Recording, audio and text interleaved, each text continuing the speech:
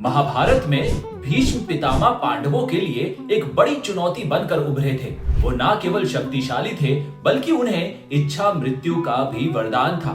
पांडवों के लिए ये एक बहुत बड़ी चुनौती थी कि कैसे भीष्म पितामह को मारा जाए। भीष्म पितामह गंगा और हस्तिनापुर के राजा शांतनु के बेटे थे। उनका असली नाम देवव्रत था। कथा के अनुसार जब देवव्रत ने महर्षि परशुराम से विद्या प्राप्त की, उसके उपरांत राजा शांतनु ने उन्हें हस्तिनापुर का उत्तराधिकारी घोषित कर दिया।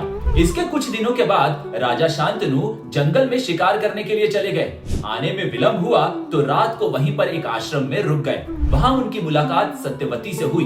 वो उस पर मोहित हो गए और उससे विवाह करना चाहते थे, पर सत्यवती के पिता ने राजा शांतनु के सामने एक बहुत बड़ी शर्त रख दी कि सत्यवती के गर्भ से जन्मा बच्चा ही हस्तिनापुर का उत्तराधिकारी होगा।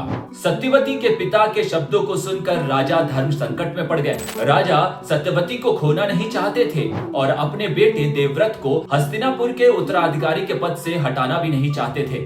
अपने पिता को संकट में देखकर देवव्रत ने ऐसी प्रतिज्ञा की कि पूरा ब्रह्मांड हिल गया। उन्होंने कहा कि मैं जीवन भर के लिए राज्य का त्याग करता हूँ और आजीवन विवाह नहीं करूंगा और ब्रह्मचर्य का पालन करूंगा। इस कठोर प्रतिज्ञा के कारण ही वो भीष्म कहलाए। अपने बेटे के इस त्याग से प्रसन्न होकर राजा शांतनु ने उन्हें इच्छा मृत्यु का वरदान दिया।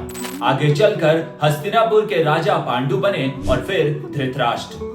महाभारत के युद्ध में जब भीष्म पितामह को बाण लगे तो वो अपनी इच्छा मृत्यु के कारण ही 58 दिनों तक बाणों की शैया पर सोए रहे और सूर्य के उत्तरायण होने का इंतजार करते रहे।